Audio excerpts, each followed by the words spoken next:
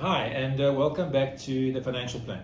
Today we continue our discussion around investments and focusing on offshore investments. And there are a number of reasons why one should consider investing offshore.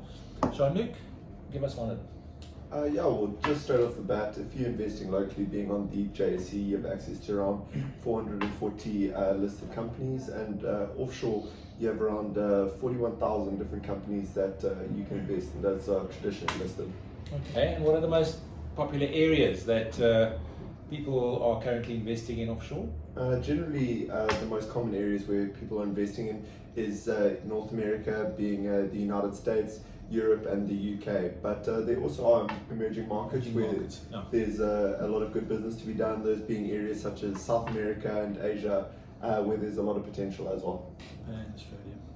Okay, what about another reason, Dylan? Yeah, well, like Jean-Luc said, we South Africa in particular holds 1% of the total market economy.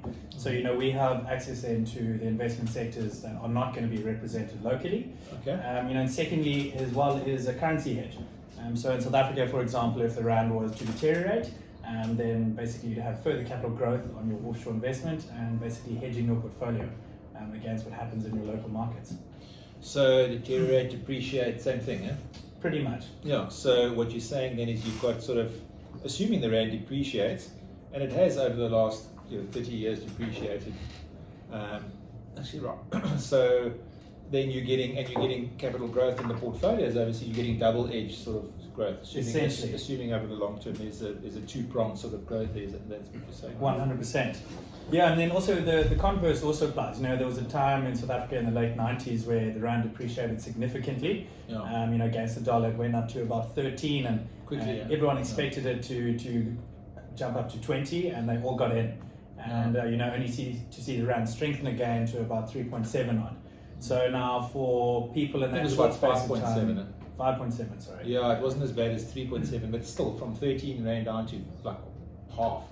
Yeah. Well, in a short space of time, that was quite scary. Yeah.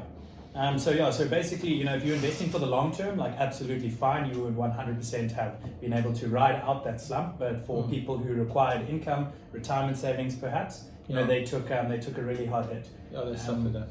Yeah. So with someone with a living annuity, for example, if you need to draw an income, you consider a blend of local and offshore equities, basically property, bonds, and cash, and just further diversifying your portfolio. Okay, cool, thanks. And then thirdly, another reason, you can invest currently in offshore funds that are a feeder fund or rand hedge funds. Just tell us a bit about how that works then. Yeah, so other than investing in hard currencies, you have South African domiciled multinational companies where you would have multinational earnings in the hard currency, but it will still be based in South Africa. So you would apply your rand, your rand into these funds of sorts, and you would be earning and taking advantage of these economies outside of South Africa, basically hedging against the South African economy. Okay. But you wouldn't be hedging against the rand itself, because when you do go and withdraw from that investment, you would still be in a rand denominated currency. So you invest in rands, pays out in rands, but you're benefiting from the offshore exposure. Exactly. And then the other option, Jean-Luc, is when you now considering taking your money out the country, okay, and that's a different scenario now again. So just expand on that for us. Okay, so now instead of just being invested, in foreign companies or in foreign markets, while still having the rand hedge, what you are now doing is converting your rands into dollars and taking your money physically out the country into the hard currency, and then earning the interest in that foreign economy where you're invested in.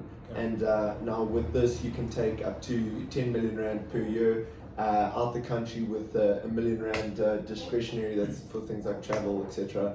And then also with that, you do need to require a clearance from SARS. This is just for SARS to make sure that you're not behind on your tax payments and things like that. So they can just be aware of where the money is going and whatnot. Okay. So what you're doing there is you're kind of hedging against also,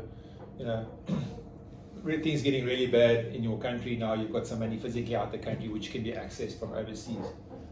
So now if you decide to move let's say to the currency where the money is currently housed, and you've got a local bank account set up there because the money's already out the country, you can then transfer it into your local bank account there and have access to those funds without having to bring it back to South Africa first. Okay, further protecting it. Mm. Okay, very cool. And yeah, also in the short term, in South Africa, we look at the credit rating of government debt and the yield from cash and bonds. Yeah. And we're very attracted to what South Africa has to offer in the short term with your bond yields far above your global average. Yeah. But globally there are better multinational companies, as we mentioned, representing the higher growth potential, stronger economic backing, and with far greater scope than what we find in the local economy. While also again hedging against your local economy's volatility. So in the long term, we want to look abroad, look to the global economies, and utilize these investment sectors not represented in our local economy. If we look over the last decade in South Africa, our average price earnings has been just under 7%. Where if we look, for example, in the US and UK, as we mentioned earlier, we have price earnings of up to 3 times that. Okay. So there definitely is a really nice aspect of our portfolio to get into when we look out of our local economies into the offshore space.